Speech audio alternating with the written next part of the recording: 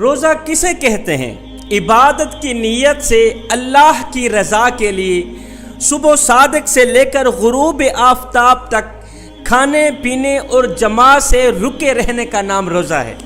جب رمضان المبارک کا مہینہ شروع ہوتا ہے تو ہر رات میں ایک پکارنے والا پکارتا ہے، ایک آواز دینے والا آواز دیتا ہے کہ اے خیر کے چاہنے والے آگے بڑھ، اے خیر کے چاہنے والے تو آگے بڑھ، اللہ تیرا بھلا کرے، تجھے کامیابی ملے، اور اے شر کے چاہنے والے پیچھے ہٹ جا، اے شر کے چاہنے والے پیچھے ہٹ جا، نہیں ہٹے گا تو تباہ و برباد ہو جائے گا۔ رمضان المبارک کی برکت سے اللہ تعالیٰ بے حساب لوگوں کو دوزخ سے نجات عطا فرماتا ہے، چھٹکارا نصیب فرماتا ہے، خلاصی نصیب فرماتا ہے۔ رمضان المبارک کے مہینے میں اللہ تعالیٰ بندوں پر نظر خاص فرماتا ہے۔ اس ماہ کی برکت سے اللہ تعالیٰ مومن کا رزق بڑھا دیتا ہے، اللہ تعالیٰ سخی کا رزق بڑھا دیتا ہے۔ رمضان المبارک کا پہلا اشرا رحمت، دوسرا اشرا مغفرت، تیسرا اشرا دوزخ سے چھٹکارے کا ذریعہ۔ رمضان المبارک کا مہینہ ایک ایسا مہینہ ہے، اس مہینے میں اللہ تعالیٰ آسمان سے زمین پر ایک خاص تجلی فرماتا ہے، ہر رات میں ایک خاص تجلی فرماتا ہے۔ اللہ تعالیٰ ہر بندے کو کرم کی نگاہ سے دیکھتا ہے، رحمت کی نگاہ سے دیکھتا ہے۔ رحمت کی نگاہ سے دیکھ کر میرا اللہ فرماتا ہے، دنیا والو ہے کوئی مجھ سے بخشش طلب کرنے والا کہ آج کی رات میں اسے بخش دوں، اور ہے کوئی بے اولاد مجھ سے نیک نرینہ اولاد مانگنے والا، ہے کوئی مجھ سے صالح اولاد مانگنے والا، آج کی رات میں اسے نیک نرینہ اور صالح اولاد عطا کروں۔ اور دنیا والو ہے کوئی مجھ سے بیماری سے چھٹکارا حاصل کرنے والا، آج رات میں اسے تندرستی عطا کروں، آج میں اسے صحت عطا کروں۔ اور ہے کوئی مجھ سے اپنے گناہوں کی بخشش طلب کرنے والا، ہے کوئی میری آغوش میں آنے والا، آج رات میں اسے اپنی رحمت کی آغوش میں ڈھانپ لوں۔ ہے کوئی مجھ سے اپنی عمر میں برکت لینے والا، آج رات میں اس کی عمر میں برکت ڈال۔ اللہ تعالیٰ کی تمام کتابیں اس ماہ مبارک میں نازل ہوئیں، تورات، انجیل، زبور، قرآن مجید، یہ تمام کتابیں اللہ تعالیٰ نے اسی ماہ مبارک میں نازل فرمائیں۔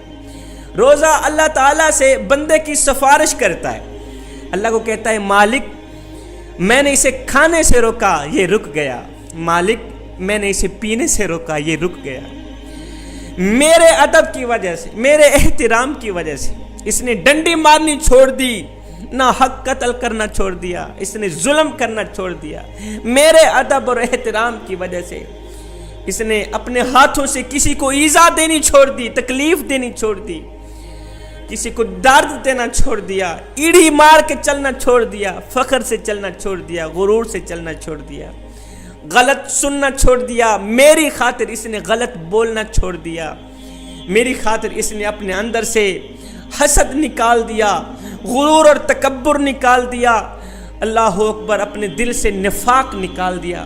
مالک اس نے میری خاطر سب کچھ کیا، میں تجھ سے اس کی سفارش کرتا ہوں، مالک تو اسے بخش دے۔ میرا اللہ روزے کی سفارش قبول فرماتا ہے، روزے کی دعا قبول فرما کر جب رمضان المبارک کی آخری رات آتی ہے تو میرا اللہ فرماتا ہے روزے دارو، اللہ رسول کے پیارو مبارک ہو، میں نے تم سب کو بخش دیا ہے، تمہارے تمام گناہ بخش دیے گئے ہیں۔ روزے دار کے لیے سحری سے افطاری تک مچھلیاں بھی روزے دار کی بخشش کے لیے دعائیں مانگتی رہتی ہیں، مچھلیاں، چرند پرند، چیونٹیاں بھی روزے دار کی بخشش کے لیے دعائیں مانگتے رہتے ہیں۔ روزہ دار اللہ سے مانگنے کے لیے، دعا کے لیے جب ہاتھ اٹھاتا ہے تو میرا اللہ جنت کی تمام حورین کو کہتا ہے چپ کرو، اپنی عبادت بند کر دو، عبادت چھوڑ کے میرے روزے دار بندے کی دعا پر آمین کہو۔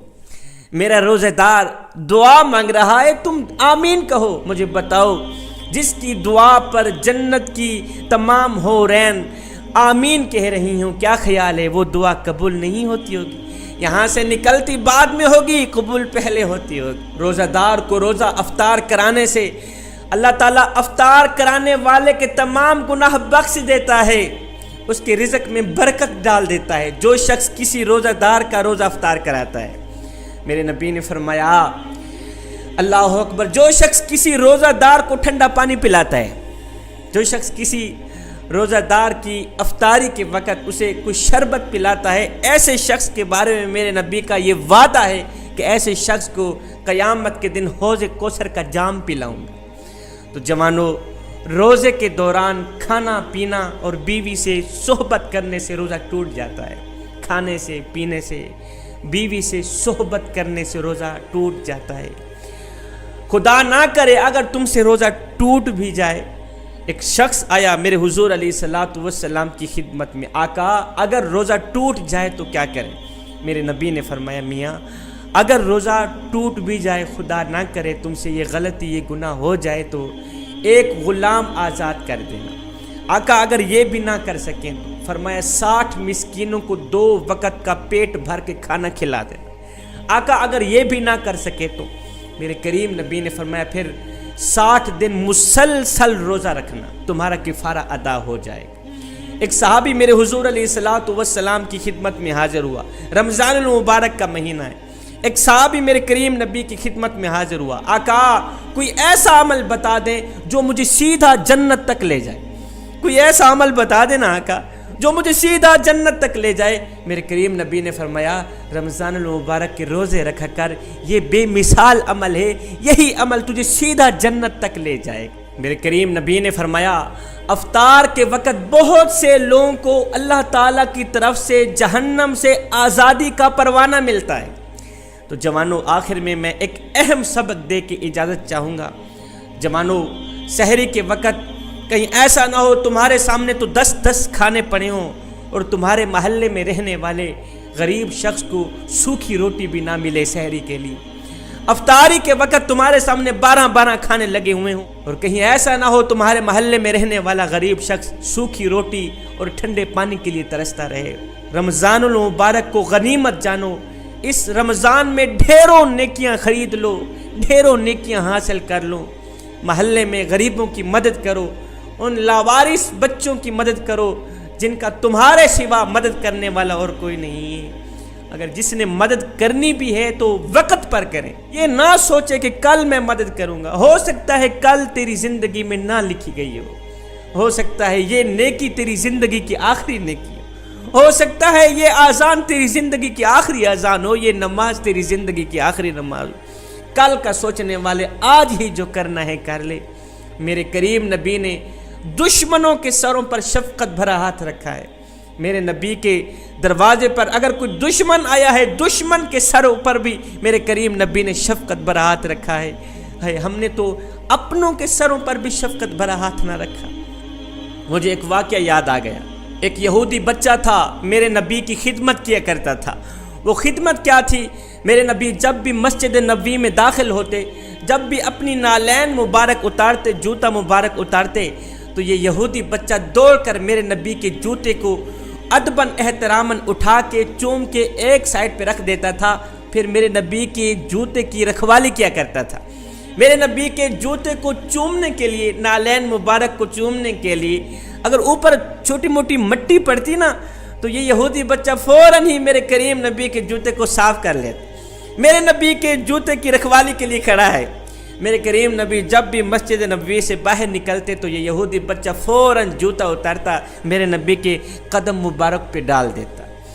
جوتا پہنا رہا ہے، جوتا اتار رہا ہے۔ قربان جاؤں آقا کی امن پسندی پر، میرے نبی نے ایک دن بھی نہیں کہا تھا او یہودی ماں کے یہودی بچے کلمہ پڑھ لے، ایک دن بھی نہیں کہا تھا۔ میرے نبی جانتے ہیں یہ خود بھی یہودی ہے، اس کی ماں بھی یہودی، اس کا باپ بھی یہودی، ایک دن بھی نہیں کہا کہ تو کلمہ پڑھ کے مسلمان ہو جا۔ غلامی کرتا رہا۔ ہائے میں قربان جاؤں یہودی بچے تیرے مقدر پر، وہ نالین جو فرشتے اٹھانے کے لیے ترستے ہیں، یہودی بچے نے ایک بار نہیں ہزاروں بار اٹھائی ہیں، ہزاروں بار وہ جوتا چوما ہے، ہزاروں بار وہ نالین مبارک چومی ہے۔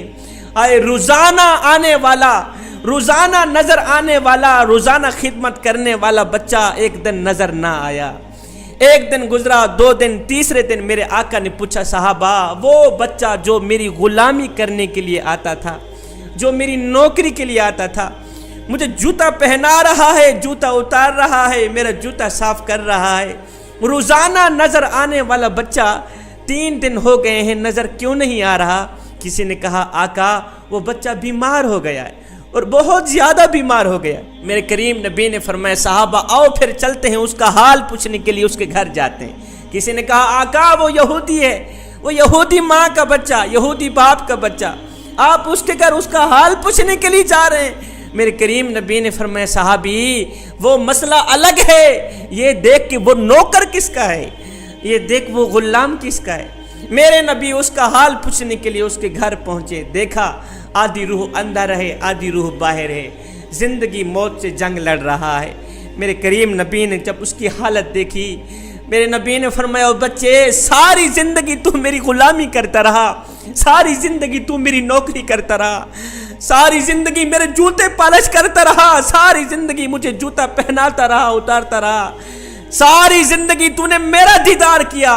میں تمہیں ایک ایسا تحفہ دینے آیا ہوں کہ مرنے کے بعد میرے اللہ کا دیدار بھی کر لینا، مرنے کے بعد میرے مالک کا دیدار بھی کر لینا۔ اور بچے اب پڑھ لے، اب میں تجھے نوازنے آیا ہوں، تیری ساری زندگی کی نوکری کی جزا دینے آیا ہوں، پڑھ لے لا الہ الا اللہ محمد الرسول اللہ۔ اس یہودی بچے نے اپنے باپ کی طرف دیکھا، اس کا باپ بھی یہودی تھا۔ باپ نے بچے کو دیکھتے ہی کہا نہیں بچے یہاں نا کی تو کوئی گنجائش ہی نہیں، اور بیٹے تجھے پتہ نہیں ہے نبیوں کا سردار ہمارے گھر چل کے آیا ہے، نبیوں کا امام ہمارے گھر چل کے آیا ہے، بچے پڑھ لے لا الہ الا اللہ محمد الرسول اللہ۔ تو آج مر رہا ہے، آج کے دن تیری نوکری ختم، آج سے تیرے نبی کی میں خود ہی نوکری کیا کرتا رہوں گا، آج سے تیری نوکری ختم ہے۔ بچے نے کلمہ پڑھا، روح پرواز ہو گئی، اللہ کو جا ملا۔ باپ بھی کلمہ پڑھ کے مسلمان، ماں بھی کلمہ پڑھ کے مسلمان۔ اب یہ ساری زندگی انہوں نے میرے نبی کی نوکری پہ لگا دی۔ میرے نبی نے غیروں کے سروں پر شفقت بھرا ہاتھ رکھا، ہم نے اپنوں کے سروں پر بھی شفقت بھرا ہاتھ نہ رکھا۔ جوانو نفرتیں نہ پھیلاؤ، محبت پھیلاؤ، محبت پھیلاؤ، پیار کرو نبی کی امت سے، محبت کرو نبی کی امت سے، شفقت کرو نبی کی امت پہ، احساس کرو نبی کی امت پہ۔ اگر میں آپ کے بچوں سے پیار کروں تو میں آپ کو کتنا اچھا لگوں گا، اگر آپ میرے بچوں سے پیار کریں گے تو آپ مجھے کتنے اچھے لگیں گے۔ تو جب ہم سب آقا کریم کی امت سے پیار کریں گے تو ہم سب آقا کو کتنے اچھے لگیں گے۔